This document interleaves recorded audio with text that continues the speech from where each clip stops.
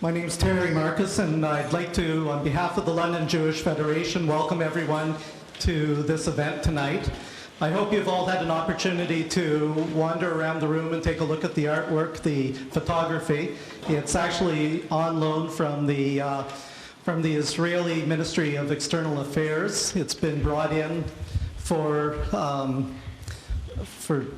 Hillel at the university to have on display, and Hillel has generously shared the exhibit with us for the balance of the month. So please take the chance to take a look at it before you leave tonight. I would like to welcome everyone. This is the 5th annual Israel Lecture Series that Federation has put on. And an event such as this, 5 years in a row, is really a result of the hard work and dedication and the wisdom and insight of Jacob Peretz, who has been instrumental in ensuring that it has taken place each of the 5 years, and the dedication and organizational skills of Esther Marcus, our Executive Director at Federation, and her dedicated staff. This event also is indicative of the fact that Federation is committed to providing educational programming. Federation, together with United Jewish Appeal, has utilized the generosity of each of the donors to UJA in our annual campaign and has allocated approximately 15% of the annual revenues from the UJA campaign towards educational initiatives, educational programming, and the support of educational programming throughout our community. UJA and London Federation, together with other organizations, help sponsor such programs as all of the educational programs at each of the 3 synagogues in the community, the London Community Hebrew Day School, ensuring that no student who cannot afford to have the Jewish education is precluded from obtaining that education. Federation also puts on a variety of educational programs such as this, adult education, leadership training programs. Over the past year, Federation, through UJA funding, has initiated a number of Holocaust programs in order to educate our young people to learn and feel the effects of the Holocaust. Back in the spring, a busload of teenagers was sponsored to go down to the Holocaust Museum in Detroit. And just a number of months ago, in this very room, 370 grade 6 and grade 7 students from throughout the London Board of Education attended a workshop led by Rochelle Friedman to bring the Holocaust to their hearts and to their minds. It was a tremendous program that really crossed through to the total London community, and we were thrilled with the impact that it had on those students. Federation is also thrilled with the opportunity that came up over the past year, particularly in the spring, when we were approached by the University of Western Ontario to help initiate a Jewish Histories, or a fellowship in Jewish history at the University of Western Ontario. And we immediately threw our support behind it to establish the London Jewish Federation Fellowship in Jewish History, with the first 5-year term, the first 5-year fellowship, being assigned to Sir Martin Gilbert, who will head up the fellowship as an adjunct research professor in the Jewish Histories program at Western. It's our hope, and it's the university's hope, that this initiative will lead in the near term, in the short term, to a full Jewish Studies program at Western, which would be a tremendous opportunity here in London. These educational initiatives that Federation supports are really an investment that we make utilizing your UJA dollars. The participants who take part in the programs and the educational benefits that are received and the knowledge gained from those programs are the dividends that are earned from those investments in educational programming. And we will continue to strive to put on more educational programming, more educational initiatives so that our community can be strengthened in knowledge and in spirit. At this time, I'd like to call upon Rory Leishman, to set the stage and introduce tonight's program. Rory? It's my privilege to introduce our three panelists this evening, and I'm very much aware for the great majority of you, they really don't need any introduction, so I will be brief. Beginning first with Sir Martin Gilbert, gentleman sitting right behind me for any out-of-town, out-of-touch visitors we might have this evening. Sir Martin is a world-renowned and astonishingly productive historian. It is no exaggeration to state that he has written almost as much in his lifetime as I have in mine. There are some differences. An amazing number, vast numbers of people retain a keen interest in and a disposition to pay to read what Sir Martin wrote not just 10 years ago, but 20 years ago. I checked and found that you can purchase a leather-bound first edition of Sir Martin's official 8-volume biography of Sir Winston Churchill from Libris Books for the bargain basement price of $3,995.95 US. Altogether, Sir Martin has written more than 75 books. His latest is entitled, which came out last June, is entitled The Battle of the Somme, the Heroism and Horror of War. In 1995, Sir Martin was knighted for services to British history and international relations. He's also a leading authority on Jewish history. He's an honorary fellow of Merton College, Oxford University, a distinguished fellow of Hillsdale College, Michigan, and as you were just informed, a research professor of history at the University of Western Ontario. Our second panelist, my friend Celine Monsour, on my left, is one of Canada's most prominent public intellectuals. I was astonished recently, though, to encounter a young gentleman that had never heard of Celine. But I don't want Celine to be too offended by this, because upon further investigation, I found that this young fellow had never heard of Sir Martin either. I explained that Celine is a Muslim, an associate professor of political science at the University of Western Ontario, and an outspoken opponent of radical Islam. Last February, he and David Frum flew out to Doha, Qatar, to take part in a debate with two apologists for Hamas that was broadcast internationally on the BBC World Service. Salim acquitted himself extraordinarily well, eloquently denouncing the anti-Semitism and terrorism of Hamas. My young friend said to me, "That Professor Mansur must be one brave dude." I said, "Indeed he is." In September, he was invited out to Los Angeles, California, where he was honored to receive a Profile and Courage Award from the American Jewish Congress, a much-deserved award.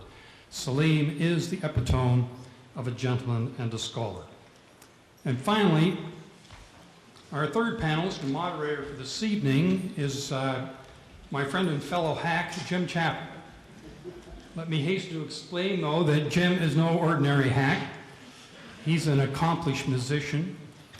He is a widely appreciated motivational speaker and an extraordinarily enterprising entrepreneur who has created and now manages, directs, stars in, and produces two of the best talk shows in Canada.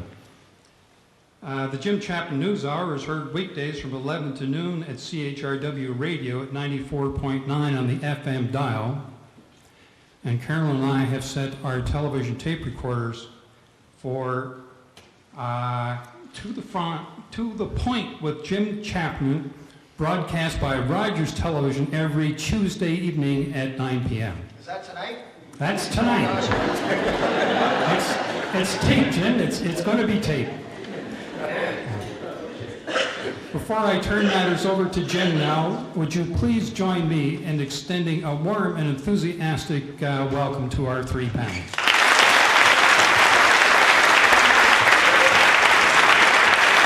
For those of you who are wondering why Rory gave the introduction tonight, he's not Jewish. He is, however, Scottish, and as he will tell you, the Scots too are a chosen people. This was billed tonight, I believe, as a lecture, and we had talked at dinner about how best to share the wonderful experiences and insights of our two guests tonight. And we have decided that it will not be a lecture. Instead, it will be a conversation between Professor Mansur and Sir Martin, and I will slip in and out as necessary to keep things rolling along. But it's not you didn't come to hear me, you came to hear these two gentlemen. So I'd like to begin by asking Sir Martin a question. Obviously, the troubles in the Middle East and the central theme of this evening are rooted in history. Great Britain had a great deal to do with the history and the development and the evolution of the State of Israel and moving us to the position we are today. Sir Martin is the world's recognized authority on Sir Winston Churchill. And I would like to know, and Salim and I talked about this earlier, he'd like to know too, and I'm thinking you might as well. Sir Martin, can you give us any insight as to what kind of comments Sir Winston Churchill might make about what has transpired in the Middle East? Can you give us any insights as to what he thought about it when he was in government and what he might think of it today? Well, Churchill very much started off. In 1920, he was responsible for setting the terms of the Jewish national home in Palestine, as it then was. He believed it was possible to have a Jewish state and not to create unfairness with regard to the Palestinian Arabs who were there. He understood the difficulties, and when he visited the place in 1921, he saw the deep-seated unease of the Palestinian Arabs at what would eventually be a Jewish majority.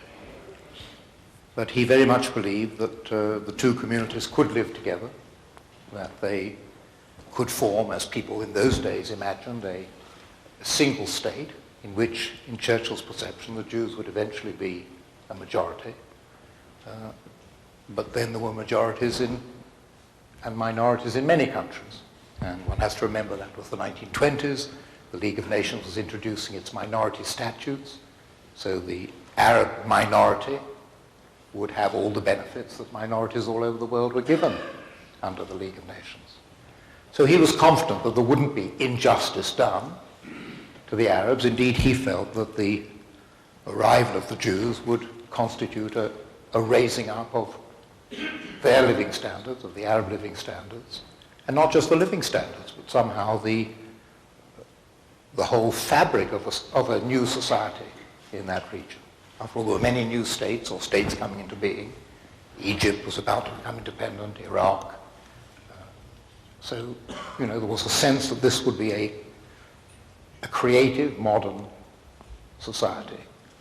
But it would be a Jewish state. That would be the little corner, it's only about 50 miles from coast to Jordan, in which the Jews would be sovereign.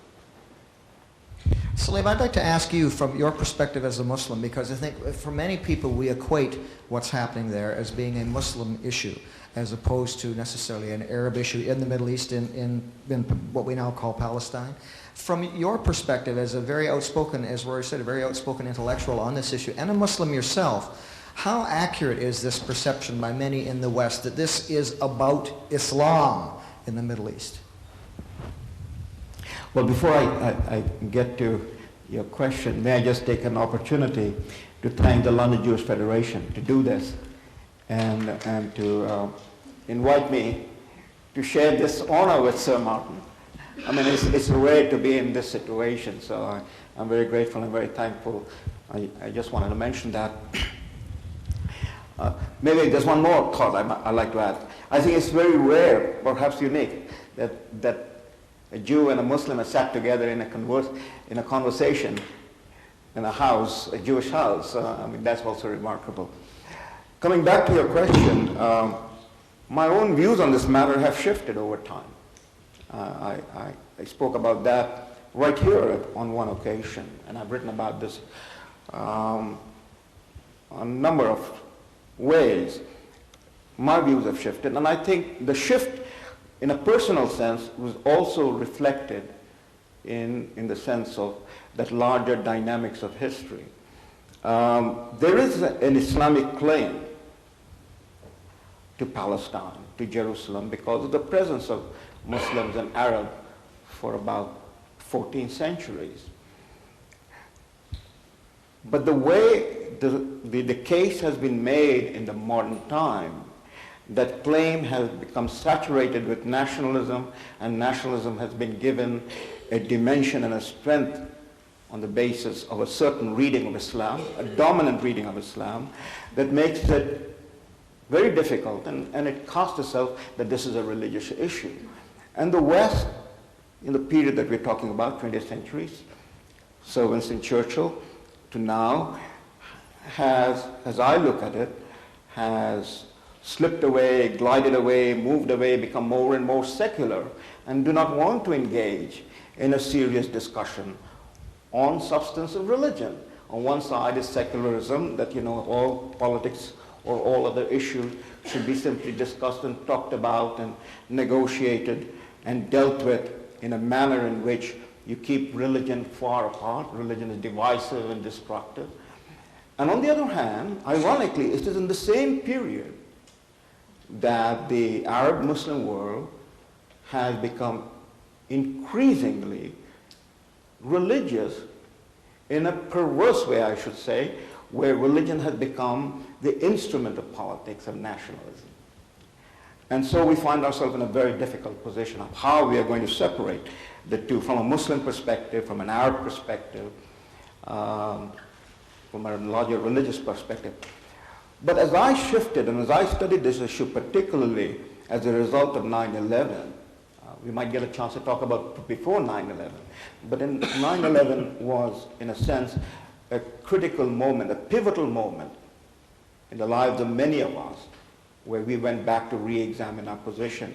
I discovered that there's not a piffle of an argument, that can be made on the question of Palestine and Jerusalem on the basis of Islam. But that fact hasn't gotten a currency, hasn't been broadcast, hasn't been paid attention to. The West simply defers to the argument that is made from the Arab Muslim side. The Jews and Israelis have not made, contested that argument. And it's very interesting. So, Martin, the first time you spoke here, I don't know whether it was the first time you spoke here in the city, but the first time that I heard you was right here when you spoke a few years ago. And you spoke about that period in time. You spoke about the Balfour Declaration. And you spoke about the whole Zionist movement and the shaping of it. And you mentioned Sir Herbert Samuel. And you mentioned it was Sir Herbert Samuel's decision to get Amin al-Hussein appointed the Mufti. And I sat behind listening to you, never got up and asked you the question, so I'll ask you right now, because it was a crowded evening. I mean, it was a standing room situation there, and I didn't want to stand up and cause a discordant note. So here is my question to you, sir. Was it done on purpose? I mean, here was a man who was appointed the first commissioner of Palestine, an English Jew, and he was appointing the Mufti of Jerusalem, a man whose reputation was quite well known even at that time. So was it deliberate, or what was the decision that led to that appointment? Well, it's been much discussed and debated, and I think the answer is that the Husseini family were, of course, a very powerful, dominant family in Jerusalem at the time, and Haj Amin was a younger member of the family.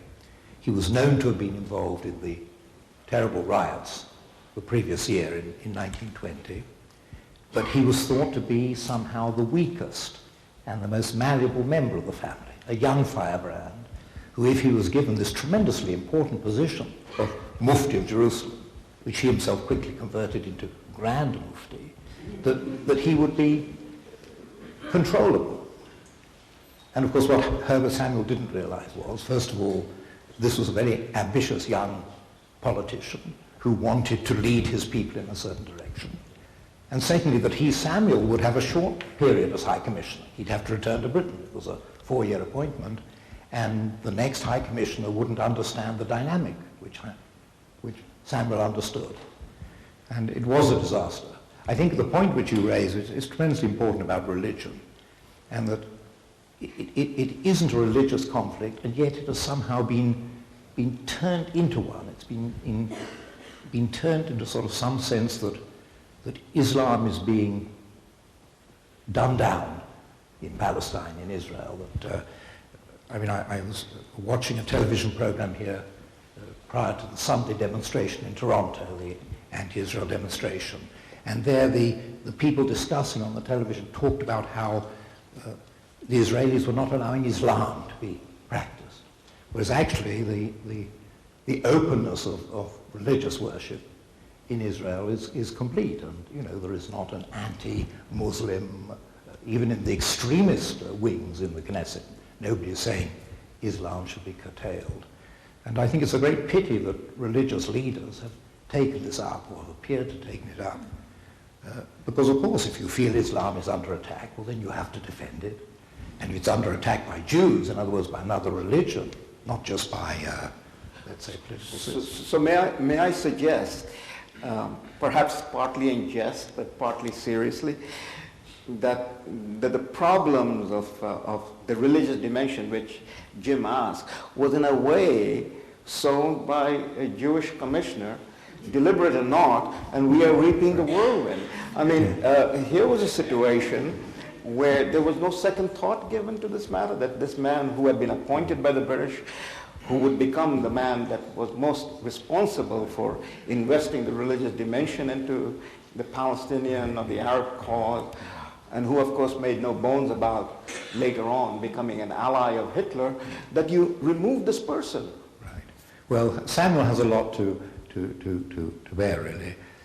I think the main thing that he did wrong in the sort of looking back with the hindsight of history, which still affects us today, when the second riots broke out against the Jews in 1921, Samuel, against the wishes of the colonial secretary, against Churchill's wishes, said we must appease Palestinian Arabs by restricting Jewish immigration. And the first halt to Jewish immigration took place by the order of this Jewish High Commissioner, who incidentally was always indignant that he was not a Zionist. He always insisted correctly that he wasn't a Zionist, but he put a 6-month barrier on Jewish immigration. Ironically, one of those whose ship was about to land was Golda Meir, who had to wait 6 months before she eventually got there. So this was, if you like, really more a sort of British colonial, this rather old-fashioned, if you like, concept of divide and rule. The Arabs are agitated against the Jews, we will appease them by putting pressure on the Jews, putting restraints on the Jews. This was the beginning of a policy which had disastrous results for the Jews of Palestine in the 30s, when total restrictions on immigration were imposed by subsequent High Commissioners. But isn't it also correct that a large segment of the Jewish opinion, at least within the British government, was pretty much divided upon the issue? I mean, if I recall, Edward Montagu did not agree in the cabinet with the decision. Yes. Right, no, that's a tremendously important historical time, because somehow that debate is still going on. Yeah. In other words, is Zionism a sort of implant of the British? I mean, this is what Edward Said, for example, argued, that this was part of a colonialism. And in fact, I read recently an article in the Guardian, in the British Guardian, quite a substantial article, where the man was saying how wonderful that empires had now disappeared from the world, and the only remaining trace of British imperialism was the State of Israel. In other words, the State of Israel was somehow the last British imperialism. And I think this was spotted by those early cabinets. They did see that there was this problem, that if the Jews were going to be supported by Britain, as they were at that time, in their national ambitions, then in a way they would be always tarred with the brush of British imperialism. Of course, people didn't know in 1920 that British imperialism was going to become such a bad thing in intellectual circles within the next 30 or 40 years. But that was understood at that time. Curiously, the other thing which Montagu was worried about in the cabinet when he opposed British support for a Jewish state in Palestine was something which I think many Jews feel very strongly today. Montagu's fear was that people would become anti-Jewish because they would say the Jews have their state. There's no way in which you're going to be 100% supportive of any other nation. You're going to find yourself pitted against another nation for political reasons. And then what's going to happen to the Jews in Britain, Canada, the United States, who are supporters of this entity, which as an independent entity, inevitably will have its critics in other governments? Will people turn against the Jews? Will they be sort of really become... And this has happened. This is something we see now in our time. So in a way, Montagu was rather far-sighted. Would it be fair to say that the divisions at that time, in the 1915, 16, 17, is in more ways than one being replayed out now in Washington? Is that same disease that had moved across the continent, ocean? I think very much so. I think the other thing which is important to about 1915-16, and I think this is often forgotten in the current debate, because one of the arguments of the Palestinian Arabs is that the land was promised twice. It was promised to them and it was promised to the Jews. But the British were actually very scrupulous in not promising what we now call Palestine, Israel and the West Bank, in not promising it to the Arab sovereigns. They were promised Syria, they were promised Iraq, they were promised Transjordan. But this area was specifically set aside. So in that sense, whether or not the British had the right to do this, this was what they decided. And at the time it was accepted by the Arab leaders because, of course, they were desperate to get their hands on sovereignty over these other areas, which they got. Did Churchill have second thoughts? Because he did divide Palestine, and that created Transjordan. Right. That was their settlement with the Hashemites.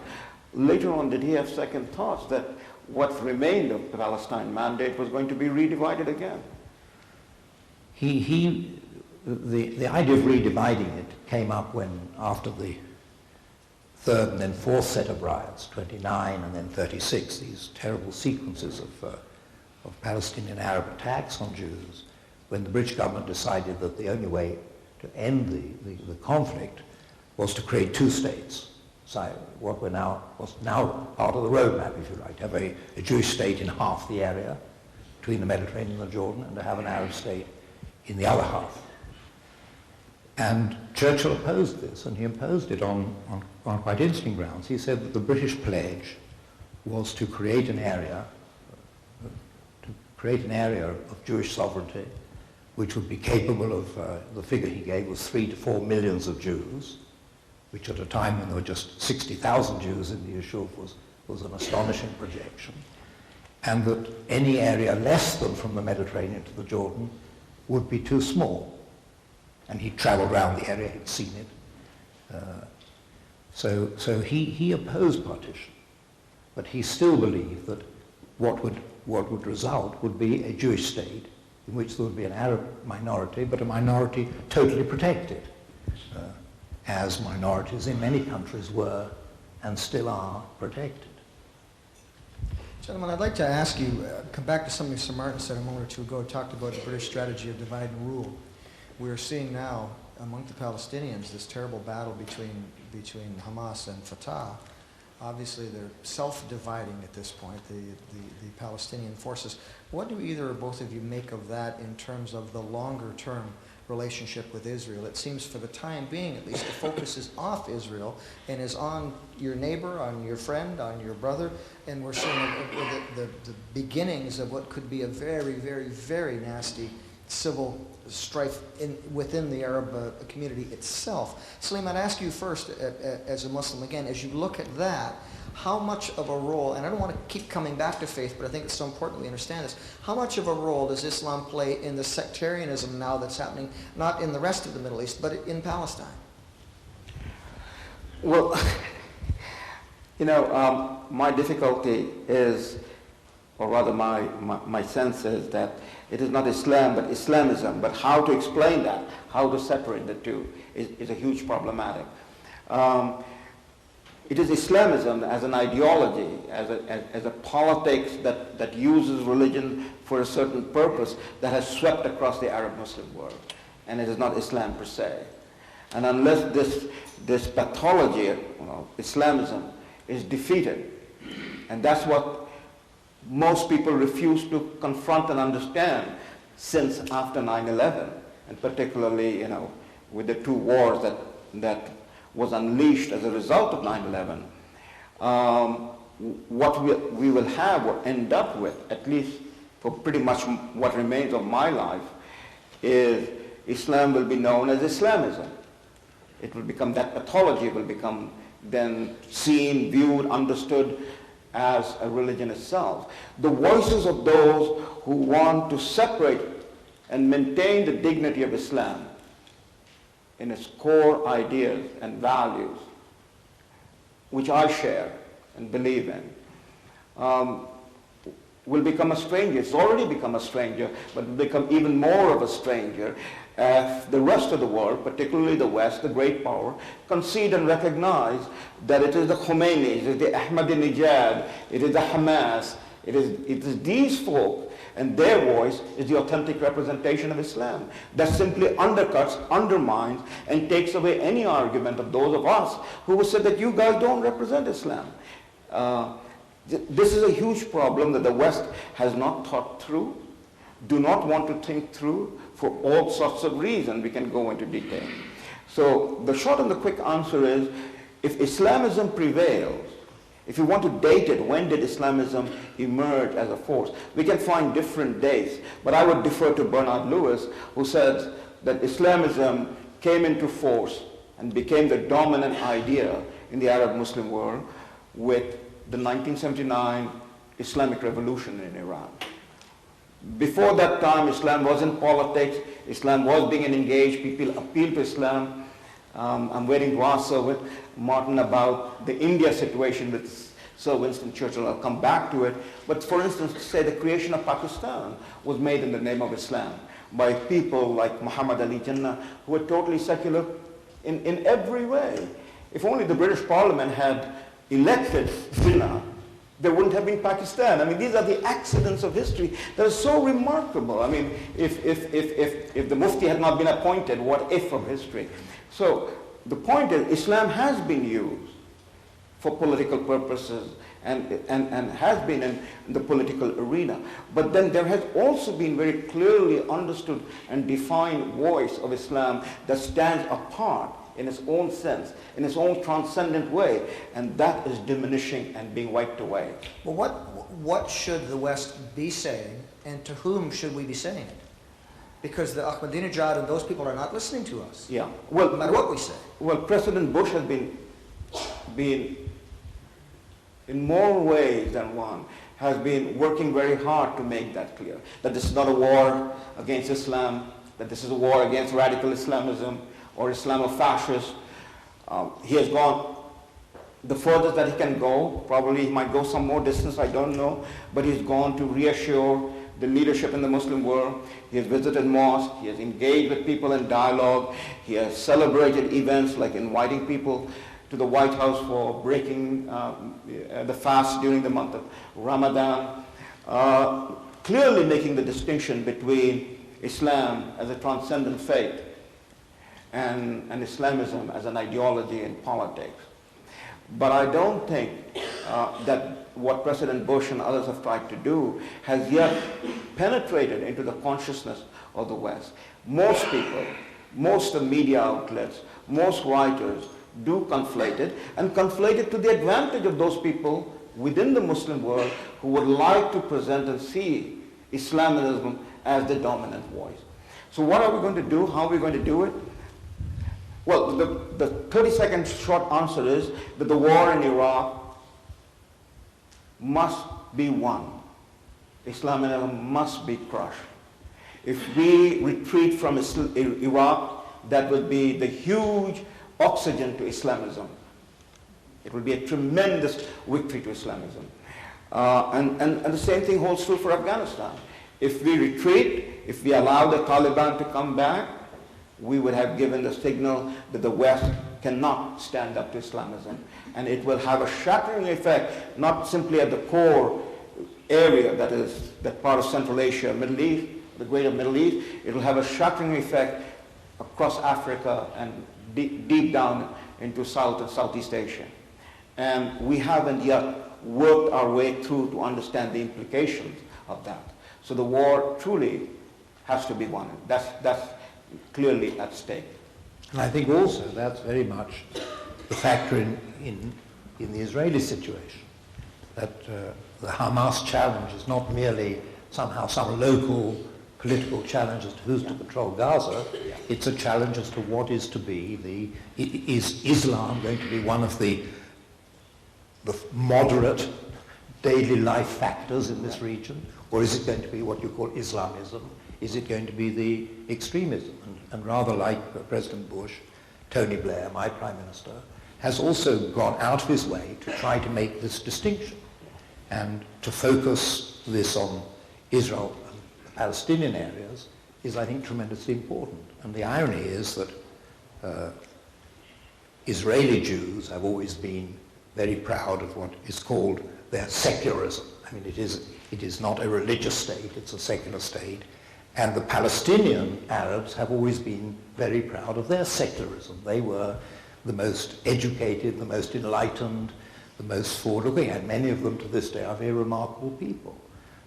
And yet somehow this extremism is seeking to say to them, you are not true believers because you are not adopting this extremist point of view. And I think it is very important that the West is alert to this. I think they are, but it's very difficult to see it as you do, rightly, as a global issue, just to focus it on Hamas or on Ahmadinejad, you know, which people tend to do, and to look at all these policies separately. I think it is a global issue.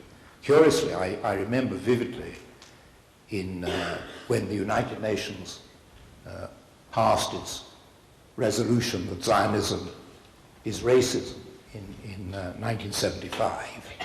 And incidentally, it's often forgotten that most of the real countries in the world voted against the resolution, including Canada and the United Kingdom.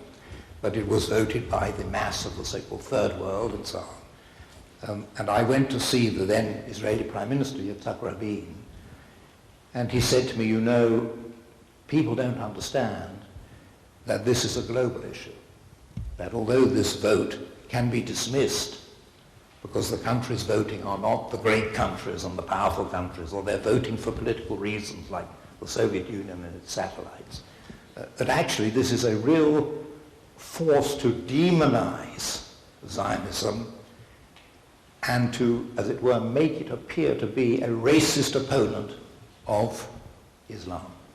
And he was right.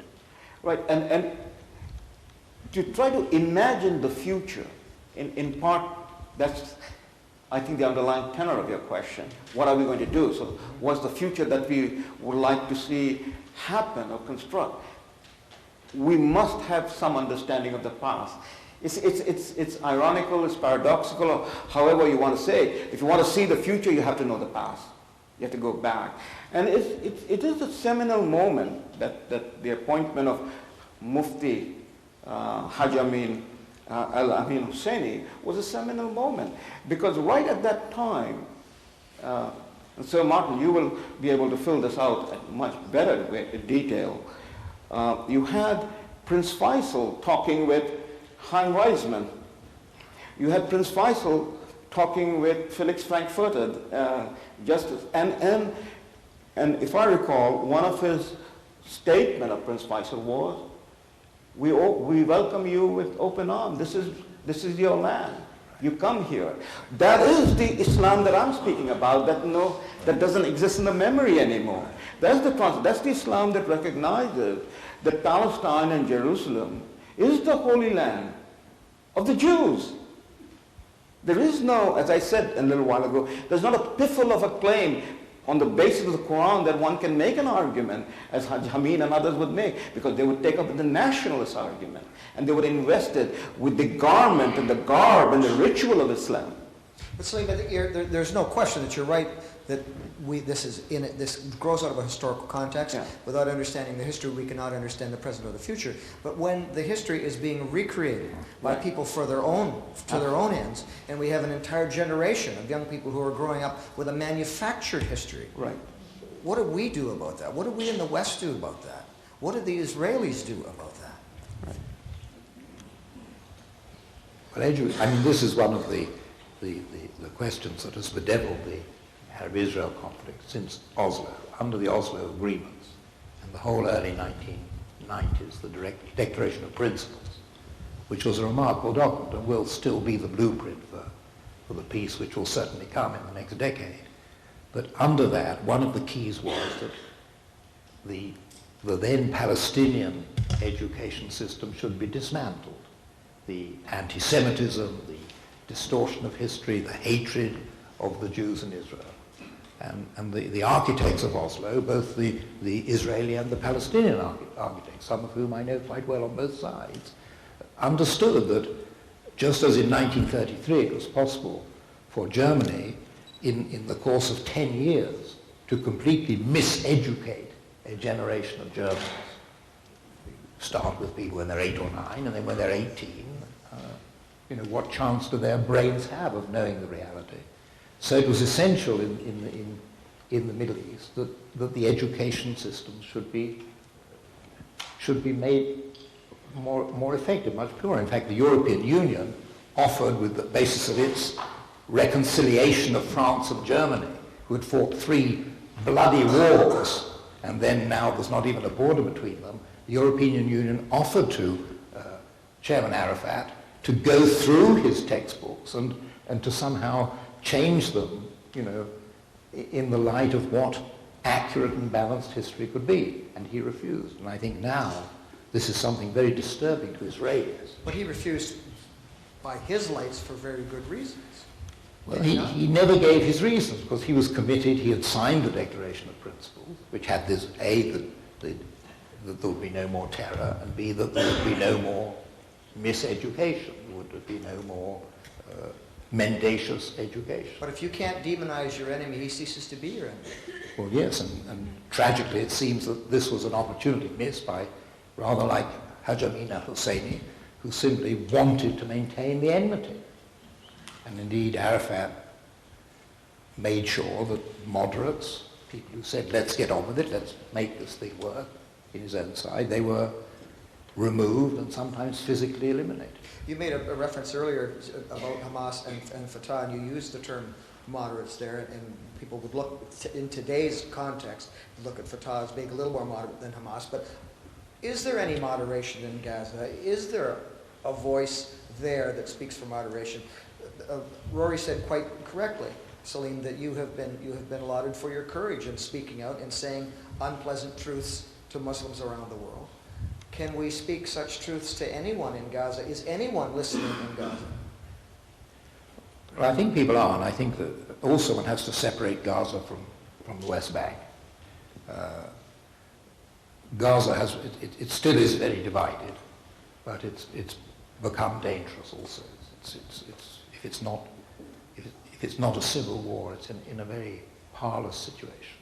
But still, the Palestinian institutions, the Palestinian universities, the Palestinian schools, the hundreds of joint ventures between Palestinians and Israelis, joint activities, theaters, sport, music, organizations, for example, that link cancer victims across the divide. These groups meet and work, particularly in the economic sphere, are trying to pursue what we would call moderation. These are voices who want, these are Muslims and Jews who have no religious differences and realize theirs is a very small land and it can't afford bloodletting. It can only flourish by cooperation and moderation, and it can only really suffer continually by confrontation. But these forces exist, but the question is who gives them courage, who gives them strength? Does the outside world, which I think it does in the main, try, and certainly Britain, Canada, the United States, does understand. There's been this tremendous attempt to cut Hamas off from economic sustainability. Well, that's a political decision. You could probably argue it both ways, but behind it is the understanding that there is a vast moderate force that wants to create a very fine civic society, and this can be done. Do you think it was the right thing to do to cut them off? Some people would say now what we're seeing there is a result of the unrest that's been seeded by the lack of funds flowing through the government, the lack of funds flowing out to the average Palestinians. I don't think it was possible. I mean, I only know this from the European Union, or British European Union perspective. I don't think it was possible to fund an organization that was carrying out continual and daily acts of terror. You know, the French have a phrase, cet animal est méchant. Quand on l'attaque, il se défend. This animal is a wild animal. When one attacks him, he defends himself. Well, in the end, you have to defend yourself. And I think it would have been irresponsible of the European Union to fund Hamas while it was still doing these things. There seemed to be a window at one point of opportunity, of negotiation, when it looked as if perhaps Hamas would at one point form perhaps a unity government with Abbas or so on. There were various devices, but they failed. So I suspect it wouldn't have worked. It wouldn't have been effective. But that doesn't mean that there aren't many institutions working as we're talking, working on joint economic ventures and joint economic plans, small businessmen, tradesmen, farmers. I mean, there's a tremendous amount going on that only requires the end of fanaticism to flourish and turn it, I mean, just as, for example, there used to be, many of you will remember when you visited Israel, there used to be a state of war between Israel and Jordan. And there were infiltrations, there wasn't serious fighting, but there was paralysis on the border. Since the treaty between Israel and Jordan, the waters of the Jordan have literally flowed on both sides of the river, and when you go down to the Jordan now, you see a swathe of green on both sides, which only exists because both sides are working together to create a tremendous prosperity and agricultural fertility. And this can certainly be done. The plans are all there, both on the West Bank and in Gaza. In fact, just before Hamas came to power, the most amazing success was recorded by a joint Israeli-Palestinian agricultural venture, whereby Israel, in an intense program, raised the standard of strawberry growing in Gaza so that the Gazan strawberry fields reached the European Union standard for export, and the Israelis again worked with their Palestinian farmers and exporters and packers to get the whole show on the road. Now these things, you know, they don't get in the newspapers. They're not dramatic. No blood is flowing from strawberries. And everything is there. My view is, I say, I'm sure that 10 years from now we will be able to hold this meeting and say how extraordinary that things had got so bad by 2007.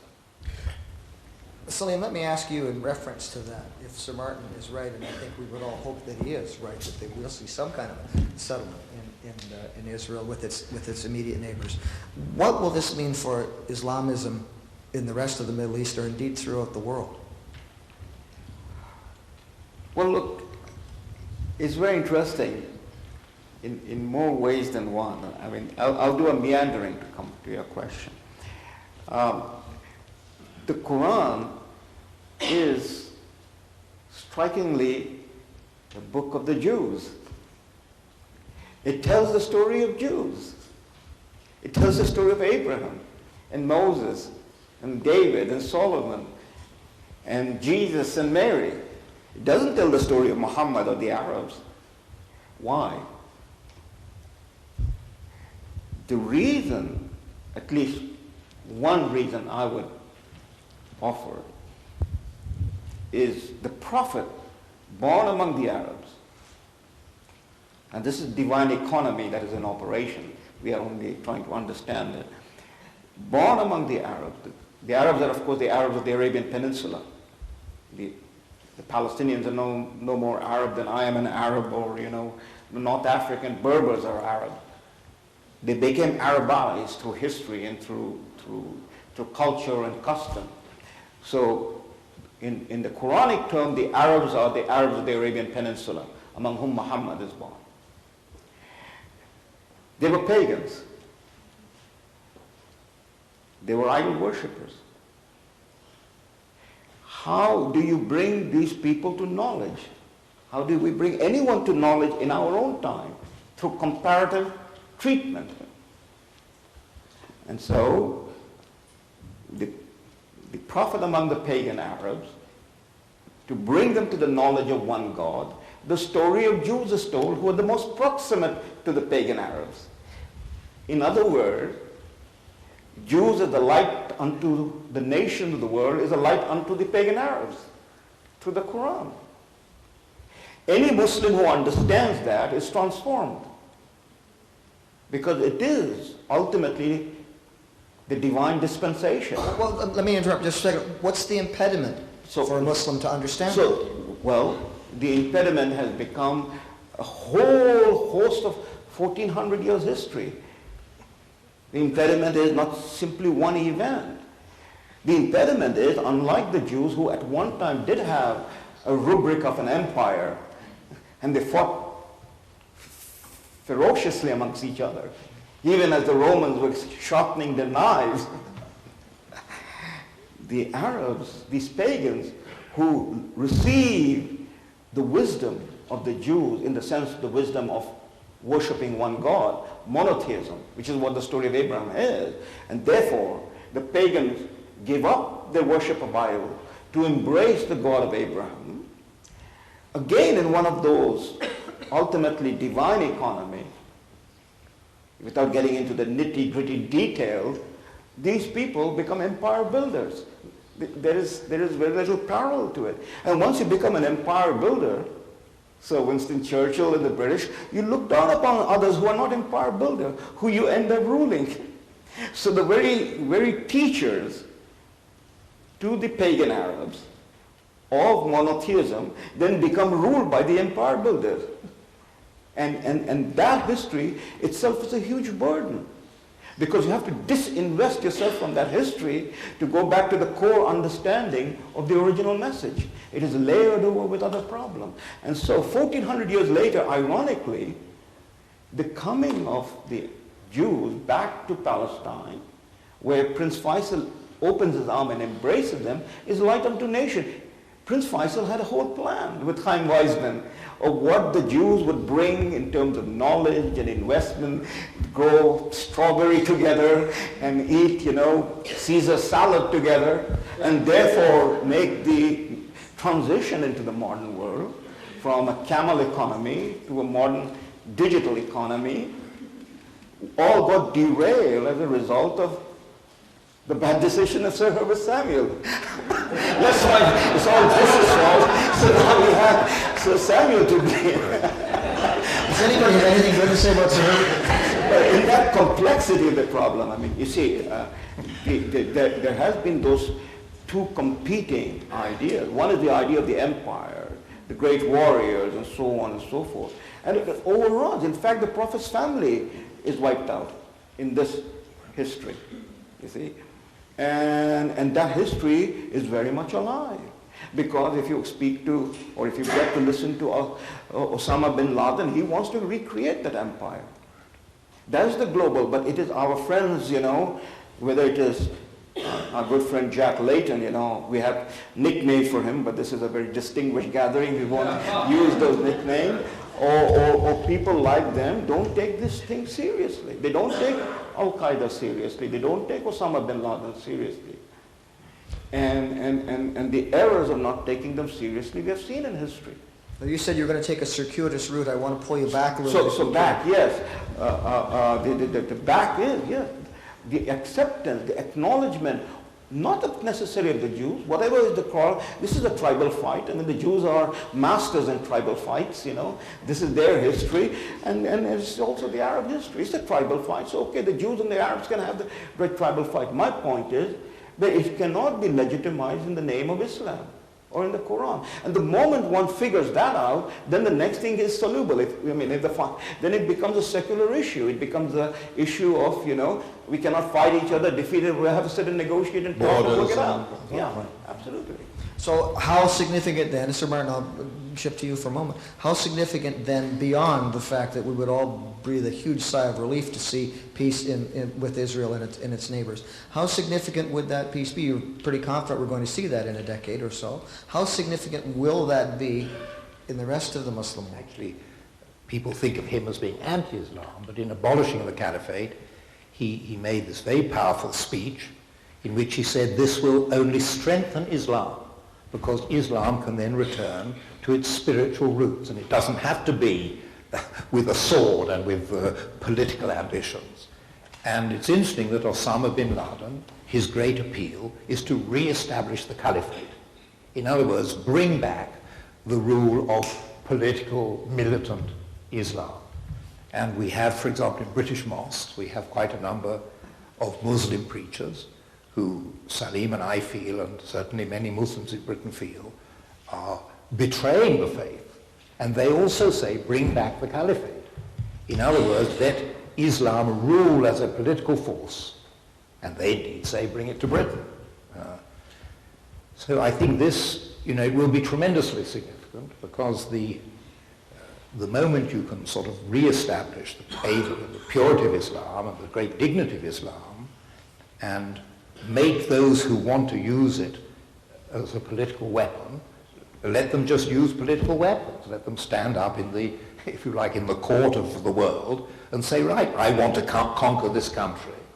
Not in the name of religion, because there is no religion that favors conquest. Whether it's Judaism, Christianity, Islam, Buddhism, Sikhism.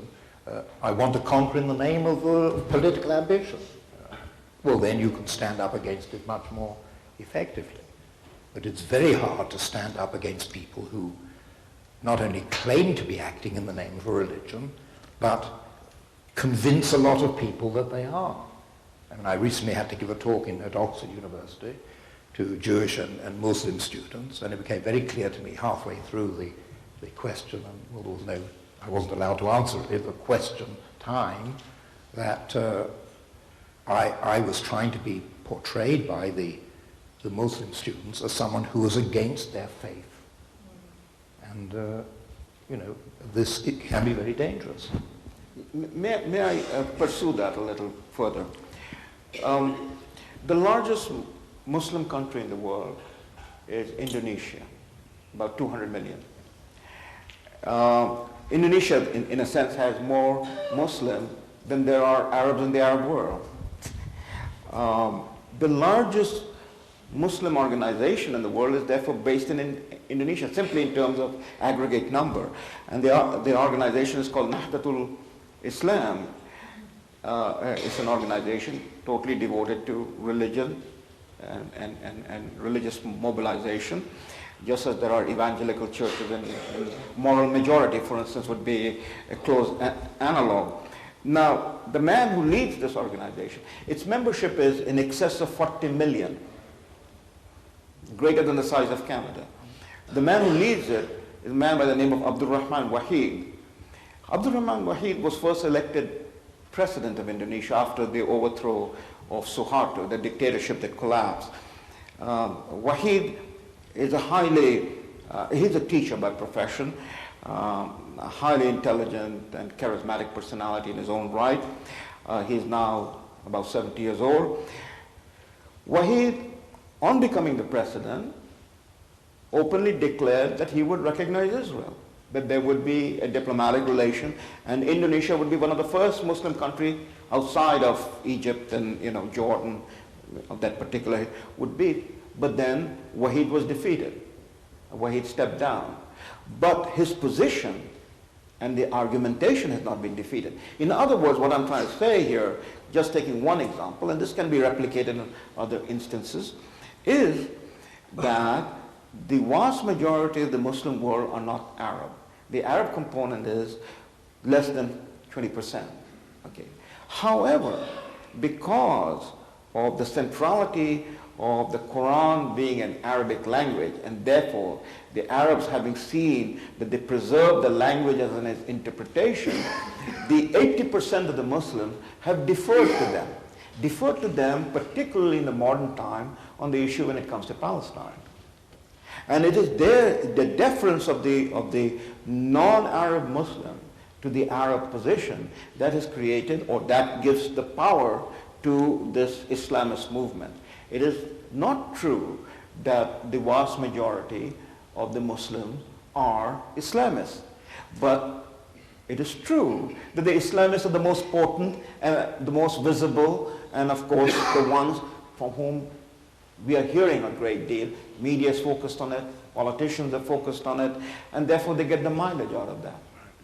And we have to find way. One is the military thing, that the conflict that began with them engaging in this war, 9/11. It has been going on before that, but 9/11 brought it to the front. So therefore they chose the weapon. Now they must be defeated. And that means in the Second World War, Winston Churchill's term, unconditionally beaten. There should be no quarter given to them, and governments that support them should therefore have to pay the price of supporting them. And that defeat is one aspect of it. There has to be the other aspect of it, which is the spread of modern liberal values that you and I and Sir Martin and all of us in this room, or at least the majority of us, share. But we have to spread that vision with our own conviction. What has happened parallel to this last little while with the rise of Islamism, if you take that date of Sir Bernard Lewis, 1979, to now, it's almost 30 years now, the parallel movement have been in North America and Western Europe, the idea of a loss of their own identity in the embrace of this washed out pseudo-multiculturalism. I keep wondering, I came to Canada to be Canadian, not to be told how to live a life as an Indian or whatever it is. And I think it is that sense of that our own convictions have become so diluted and frail and fragile for whatever number of reasons. I hope the pendulum will swing back and come back. Mean that the other side observing us, that is the modern world, doesn't feel that, this is the path that they should tread. Because they also cherish their own identity. And that identity has become wrapped up with this most visible, highly militant engagement in politics under the rubric of Islam, and those who want to separate Islam from the modern world, keep it as a matter of private faith, which is, for instance, the Sufi tradition in Islam, which is, in fact, what one would say is the majority tradition. But you don't see them, you don't hear from them in the public voice. They have been more and more relegated. And so the youngsters that are growing up, people who are in their 20s and early 30s, full of testosterone, very little learning and patience and knowledge, and having very little opportunity in the world given the way that things are advancing in this highly complex, integrated, globalized world, whether it is job opportunities, whether it is opportunities in political participation, feel that they have to fight it out, and Islam gives them a sense of courage and identity. It's all mistaken, but hey, this is not something new. Sir Martin can talk about 1920s in Europe. And that multi-pronged phenomena we in the West are refusing to face up to and challenge to meet, and how we're going to meet it. Well, I'd like to ask Sir Martin that question, and then I've had the great pleasure of asking questions of these gentlemen tonight, and we'll come to the audience too if you have anything you'd like to ask them. But Sir Martin, respond to Salim's question. Well, I'm totally in agreement with him, and there is a parallel with the 30s, and that is that one of the reasons for the triumph in those days, on the one hand, of communism and Nazism, was that there was very little sort of faith in the people in between, whatever we call it, democracy, humanism, liberalism. It didn't have a strong ideology of its own, partly for good reasons, that it regarded strong ideologies as being leading to extremes and to violence, but also for not understanding that, you know, your way of life has to be defended, has to be believed in. Now, one of the things why I'm optimistic about the situation in Israel and the Palestinian territories is that, of course, these things turn on a cusp, but the young generation of Palestinians are being made aware of what the opportunities are in an ordered society, an ordered civic society, in which they are not being whipped and driven by Islamism, by extremisms which say to them, Israel must be destroyed, there is no compromise. And of course, they see this partly because in their internecine world, tragically, what we call moderate, many moderates are, and always have been, greatly endangered. I was reading the other day a secret British police report from 1938 that listed 400 plus moderate Palestinians who had been murdered by our friend Haj Amin el-Husseini's people. And in the Arafat era, dozens of Palestinian Arabs were executed for such crimes as selling land to Jews, and executed without trial, just awful sort of barbarous torture and then killed. Now, there is a reaction against this. In the universities, in the colleges, in the technical colleges, are hundreds of thousands of young men and women who want to fulfill their potential as human beings, as whatever they're going to be, architects, businessmen, shopkeepers, and so on. But they have to have leadership, they have to have guidance. And I've always felt one of the great tragedies for the Palestinian Arabs, and this isn't a sort of schadenfreude, I really feel it's a tragedy, that they have been ill-led generation after generation, whether it was the Mufti or Arafat, and now the Hamas, very badly led. And even someone like Abbas, who has many remarkable qualities, is weak, and weakness is also bad leadership. So they somehow deserve, and perhaps will find, hopefully will find, good leadership, perhaps among the younger people. But you see, they have a parliament which almost never meets and has no proper debates. And, you know, so even, you know, you say Hamas was democratically elected, but it isn't a parliament in our sense of the word. But I've confidence, and I think that what Salim says is right, that the reality of the Islamic faith must in the end prevail. Just as communism disappeared, incidentally, without bloodshed, almost overnight. Nazism and fascism were a bit more expensive to destroy, but, you know, communism disappeared. But, you know, sparks do come, and people say, enough's enough. I want to live according to my true faith and according to my potential as an individual. Ladies and gentlemen, I would ask if you have a question that you focus it on the particular expertise of our two guests. There's a hand up right back there. Well, I mean, when I say that the Taliban in Afghanistan must not be allowed to return, they must be defeated. In Iraq, the Al-Qaeda forces, the Ba'athist dead enders who are fighting, the insurgency must be defeated. It is implicit that it will be the Iraqis who are going to defeat them. It is implicit that the Afghans are going to defeat them.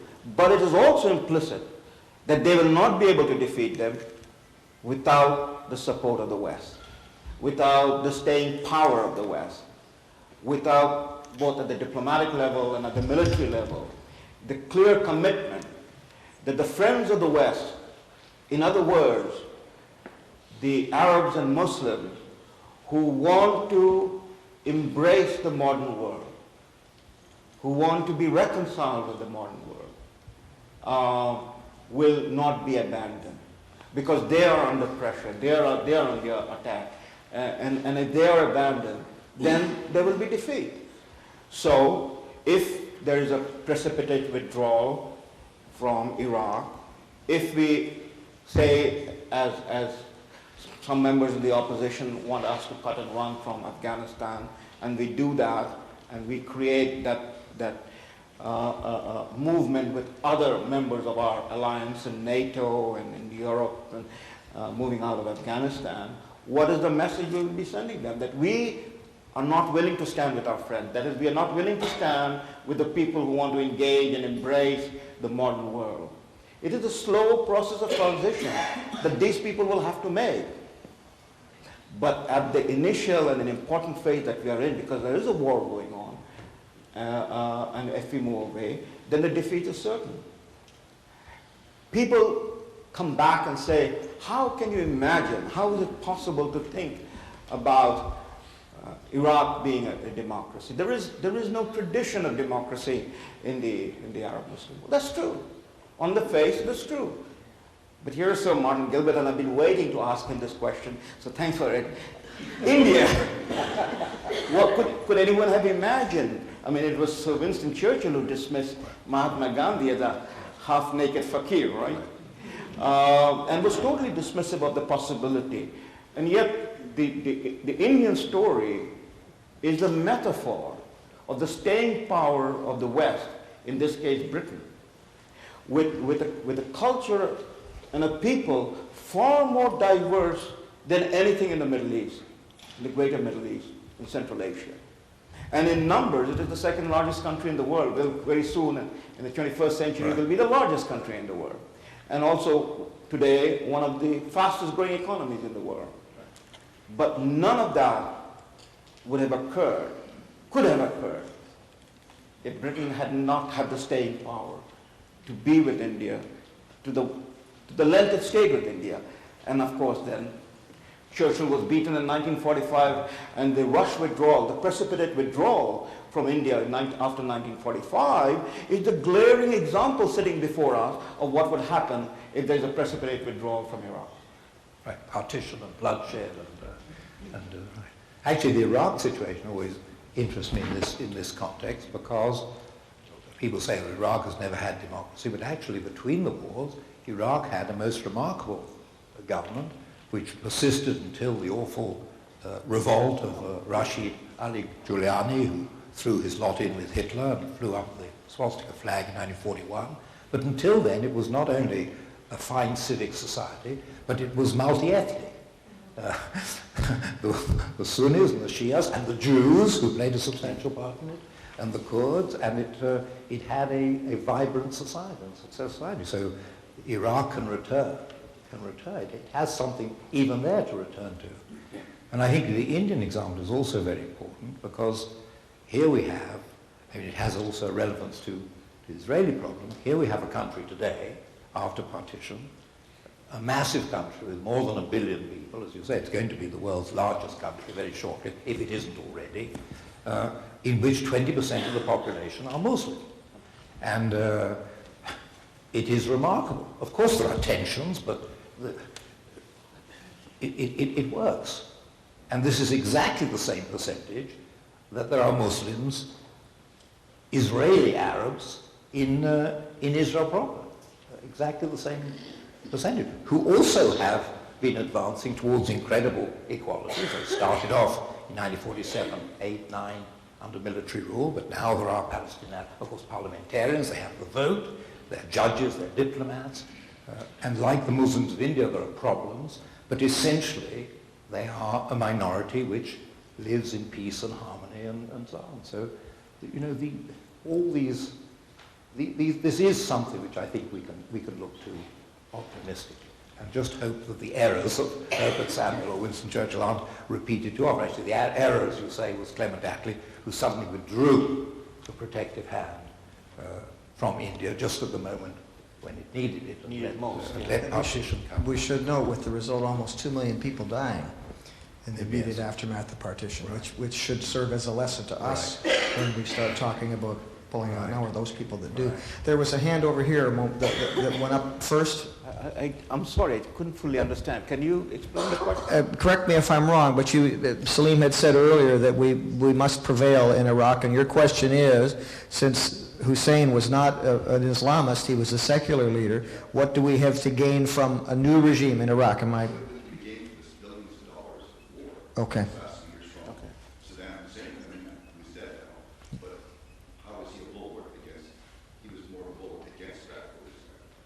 I guess in a sense you're asking where do we go from here and why? Yeah. Well, Hussein was a dictator, a tyrant. He would use whatever was there for his own purpose. So whether he was a Muslim or a Christian, I mean, his teacher was Michel Aflaq, a Christian, who was more rabid in his anti-Semitism than a Muslim would be. It's an ironical factor, isn't it, Sir Martin, that the Christians in Palestine, at least some of them, have been far more rabid in their anti-Semitism and their violence than have been Muslims, which is not to take away, all the other problems that exist. But Hussein was a tyrant, and he would be a Muslim or a Shia or a Sunni, whatever served his purpose. The issue is not replacing somebody like Hussein over there. The issue is of helping sustain an establishment of some sort of a representative government on the basis of a framework, a constitutional framework that the people themselves have written now, that they have voted twice in a year, despite all the mayhem, and to give them that time to allow that constitutional framework, that legal framework, that representative chamber, to take root in that soil. And the soil is not totally inhospitable, as Sir Martin just reminded it. There was a constitutional form of government in Iraq between its creation in 1920, in that period of time, till its fall in 1941 with Rashid Jalani, when the fascists came.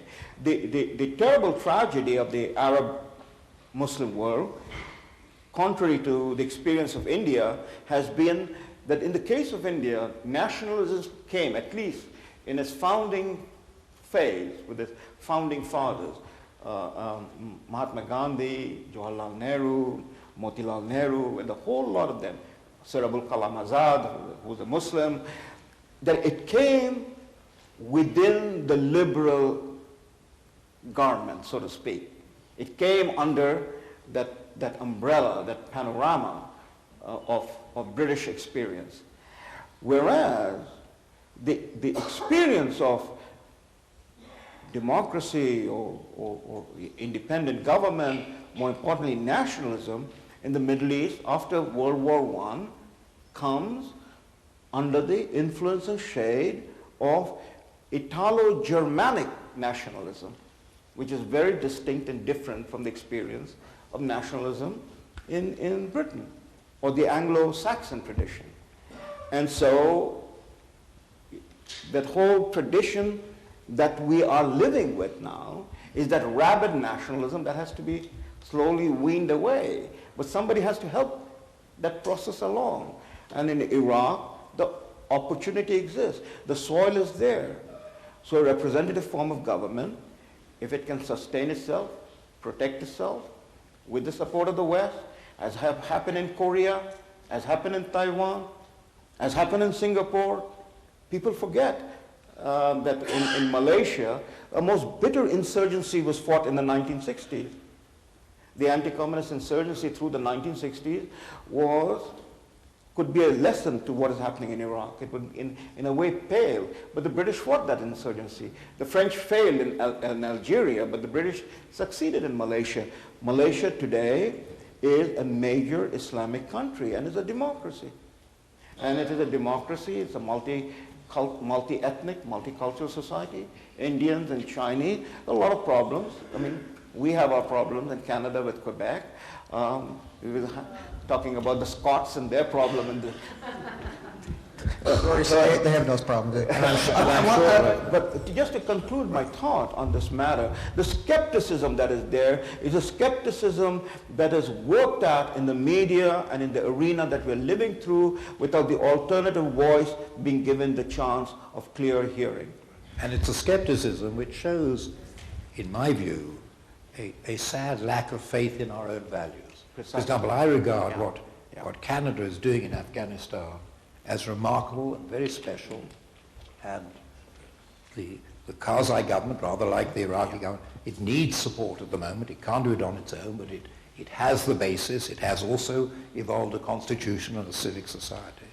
And I'm astonished in Canada to find somehow really quite angry remarks recently at a dinner I went to as to what are we doing in Afghanistan. Right. I mean, we should understand it's our values, which we've never really seen attacked, which we are defending there, and which they want to sustain, the people there want to sustain. I'd like to, if you don't mind, sir, I want to follow up a little your question to both our guests here. Joseph Stalin once said that one death is a tragedy, a million deaths is a statistic. Jack Layton has suggested that one Canadian death in Afghanistan is one too many. What price should we expect to pay? What is a reasonable, or is that a fair question? Is there a reasonable price to pay in defense of our values, Sir Martin? Because you were just talking about that, about we need to be strong in our faith and the things we believe in. Can we think or talk in those terms? Well, the ultimate price to pay would be defeat, that you would fail in maintaining your values. That would be a terrible price, but it would be the price you paid. How many lives should we be prepared to pay to forestall that? I don't think you can count in lives. I mean, it's interesting that I think if in the United States, when the Iraq War began, if somebody had said we need to have a number, perhaps they'd have said 1,000. We can't possibly be allowed to be more than 1,000 American service deaths. Now it's just topped 3,000. So, you know, the numerical game doesn't work. Tragically, you know, democracy, civil society doesn't have a price. We have to pay the asking price. Someone from this side then? Yes, sir? I don't see there's one magic key over there to turn Pakistan around. I think there have been so many mistakes that have been made, not only by the Pakistanis themselves. That means those Pakistanis today who are leaving that sinking ship to come to Canada or wherever, Australia, and get away faster than, you know, than they can get out. So the mistakes the Pakistanis have made over the last 50 years. But then compounded by the West. I mean, one issue, I mean, evening is drawing on. I'll just pick up one issue, the issue of nuclear arms. We knew right through the 1980s, in fact, we knew it because the Pakistani government said it. The late Prime Minister Zulfikar Ali Bhutto, he said, we will eat grass for 1,000 years, but we're going to get nuclear weapon. This was in response to, first of all, the breakup of Pakistan in 1971, and secondly, the sense of, when Pakistan broke up in 1971, the acute sense of vulnerability to now the position of India militarily and politically. And then the Indians were going ahead with their own nuclear program. And so Zulfikar Bhutto said it openly. And it was a crash program for Pakistan to build a nuclear weapon. And the Saudis provided the funding, and the Gulf states provided the funding. And it was known to everyone. That means it was known to the people who should know these matters. And they did nothing to prevent Pakistan from acquiring the nuclear weapon, given the fact that Pakistan's economy and Pakistan politics is excessively dependent upon the donor countries, principally the Western donor countries, United States, Canada, and so on and so forth. And we continued to turn a blind eye to that threat because we didn't believe in that threat, or we didn't believe that they would be able to acquire it. But the story of Pakistan's nuclear weapon is the story of the rogue element with A.Q. Khan and that whole gamut that now became exposed after 9/11. But we could have stopped Pakistan from acquiring nuclear weapon in 1980. Or we could have, you know, done the preemption as the Israelis did with the OSIRAC in 1981. And that would have been the end of the story. But the cat is now out of the bag. And we're facing the same situation with Iran. And it is we who are not being serious about the threats that we are facing. Now what Pakistan has to do, I think Pakistan has to go through the entire gamut of a total failure before they will wake up. The only problem is that we cannot allow them to fail because they are a failure with a nuclear weapon. Someone on this side of the room? I was just wondering, given the situation in Iran right now, and the defeat for the president in local elections, do you think this is a major setback for him, or this is just a temporary setback? What's going to happen in Iran right now? If this is a turning point, or more or worse things are yet to come? Well, in the Iranian constitution, the parliament is handpicked. So this is a stage setback. It is a demonstration that there is some sort of opposition in Iran. The reality of the matter is that the democratic facade of Iran is only a facade. The substance of it is that every member of the parliament is vetted through. It is a non-political system. There is a non-party system. So it is the individuals who are vetted through by the Expediency Council. It's called the Expediency Council. And they can only, there's no runoff election. The person is nominated, he wins the seat in the parliament. He might sit technically on the left or the right, but they do not have any substantive power. I think substantive power is with the Expediency Council. Sorry, sir. And at that question over there about the Pakistan, Yes. which you answered, I think it also touches, as you did in your answer, on the question of appeasement and of how we in the West, including Canada, deal with these problems. And you mentioned in your answer the fact that a lot of the money for Pakistan's bomb came from Saudi Arabia, and we sort of skirted in a way. We haven't dealt with Saudi Arabia, but it certainly played a major part in the 1930s in stirring up the Palestinian Arabs and in pressing them not to compromise. And the week before last, my government, I say this with great shame, hanging my head in shame, my Prime Minister brought a halt to a criminal procedure by the police which was examining the gross corruption in a multi-billion-dollar arms deal between Britain and Saudi Arabia, and brought an end to this criminal police investigation because the Saudis had said it would be offensive to them if it continued. Well, of course, if that's your mindset, appeasement, then of course in Iraq, Afghanistan, wherever it is, you're going to say, whoops, we'd better pull out, we'd better dodge this one. And then you'll end up, with Canada just having the Pacific and the Atlantic defending it. And they may not be such great defenses in a nuclear world. They're not nearly as wide as they used to be. There have been a couple of fleeting references this evening to the late, unlamented Yasser Arafat.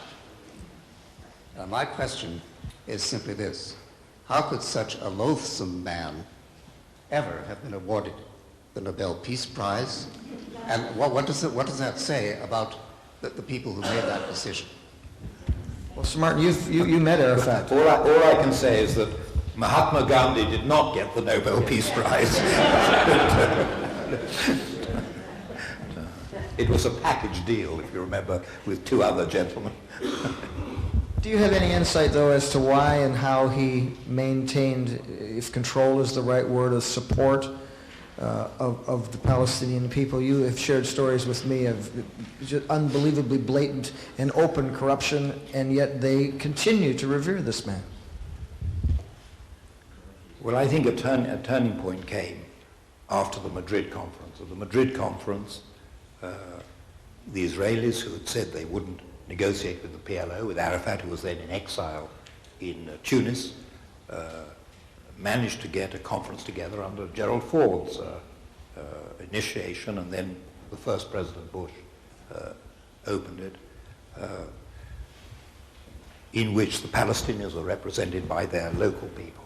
And the conference led to tremendous successes which aren't recognized, including a major participation by the Canadian government, which made Ottawa available for various discussions between Palestinians and Israelis on water and the different crucial aspects.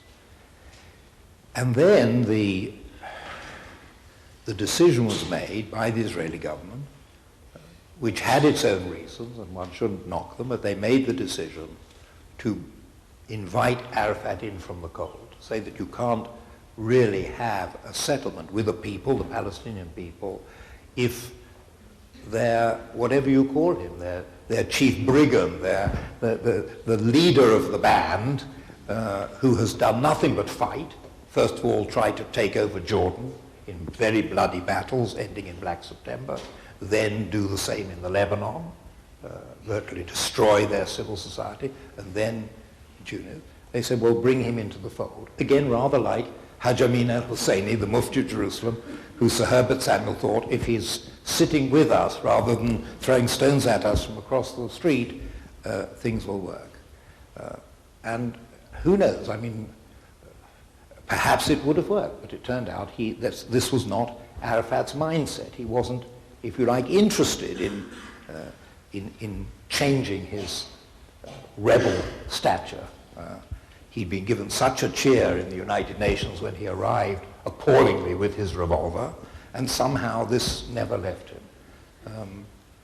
But, you know, it was tried, and you can't blame the Israeli leaders for trying to bring him in, and the agreements they signed were perfect agreements, like the Yalta Agreement of 1945, which said that every country must have free elections and free parliaments.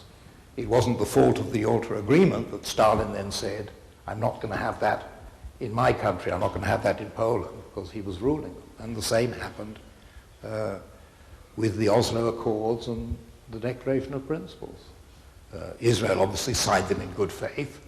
I'm sure that many of the Palestinian negotiators, such as Saeb Erekat, also signed them in good faith.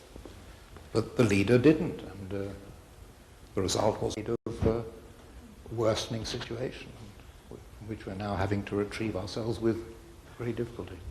Ladies and gentlemen, our evening is growing to a close only because you still have time to get home and see the end of my television program. I think it would probably be apropos. First, I'd like to say thank you again to the Federation for inviting me to be part of this fascinating evening, and I would like to suggest that perhaps some closing words from each of our guests would be appropriate. Salim, would you have some final comments or final thoughts? Well, I mean, we have raised through quite an interesting number of issues and topics. None of these are conclusive, but I take away from this meeting tonight, sitting with Sir Martin and with the audience, that it is never too late to give up hoping, that there's always that possibility, that is part of our human makeup, that we are born somehow. Noam Chomsky pointed out that language is in the brain. You know, it is structured in the brain. Maybe he's the wrong man to pick up on it, but I mean, I'm just picking up on the analogy of the man, that it is, I think, within us as human beings, that there is a structure within us to hope, to be optimistic, to reach out for life.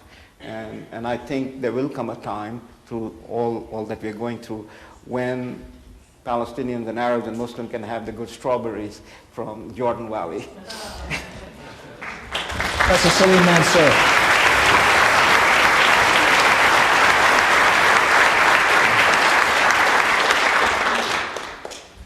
Sir Martin? Yeah, I think I draw from this. First of all, nothing can beat dialogue. And there are so many people involved in this conflict who technically, every one of them should sit down here or in armchairs somewhere and turn from whatever they're doing to dialogue. The other thing I feel is we have to have faith in our values. We have to have faith that Islam is a pure monotheistic faith. We have to have faith that Israel is a country determined on democracy and fair dealing. And we have to have faith in our own ideals. And we mustn't be ashamed of our own country's commitments to try to be at the center of what will be a better world. Sir Martin Gilbert.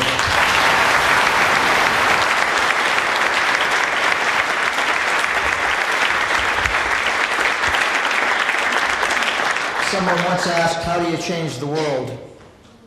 And the answer that was given was one mind at a time. And this kind of dialogue, this kind of discussion tonight, and the input from the people in the audience, not only people ask the questions, that the people I'm sure have formulated questions you will continue to ask yourselves. That's how we do it. That's how we make a difference. I'd like to salute the audience for being wonderfully attentive tonight, and I'll speak for our two guests. You've been a wonderful audience. Please do give yourselves a round of applause.